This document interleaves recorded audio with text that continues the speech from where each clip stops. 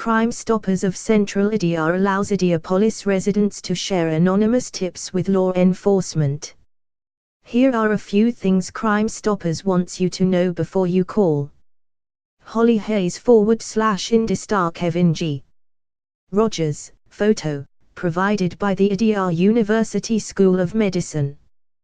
Police were already investigating 18-year-old Kevin Rodgers the day prosecutors allege he broke into the home of a prominent local doctor. Kevin Rodgers, 61, was found face down in his kitchen with gunshot wounds to his stomach and head, according to a probable cause affidavit. He was pronounced dead minutes after responders arrived at his home in the 7500 block of Bullshire South on November 20. Inside the Rodgers home, investigators found that a dining room window had been shattered, a piece of a broken stepping stone in the backyard found on the floor. More, police arrest 2 in slaying a VU School of Medicine educator. Today's events destroyed me, slain IU educator's son tweets about losing father. Investigators also found 3 spent .38 caliber shell casings, 1 in the kitchen and 2 in the dining room. In the living room lay empty ring boxes for Cathedral High School state championship rings. Rodgers was the program director of the emergency medicine residency at the IU School of Medicine and as the president of the American Academy of Emergency Medicine. He was also an assistant lacrosse coach at Cathedral High School. A string of 5 burglaries in as many weeks led investigators to Bickham-Hurst, whom records show pawned several items that had gone missing from Northwest Side homes between October 12 and November 19, among them, a 32-inch television, a laptop and an Amazon Fire Stick.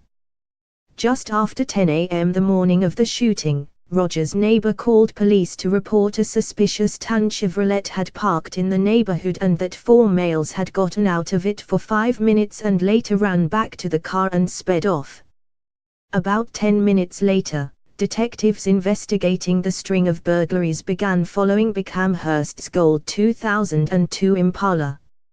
It wasn't until just before noon that those officers became aware of the homicide investigation and began to suspect that the suspicious car might have been Bickham-Hurst's, according to court documents.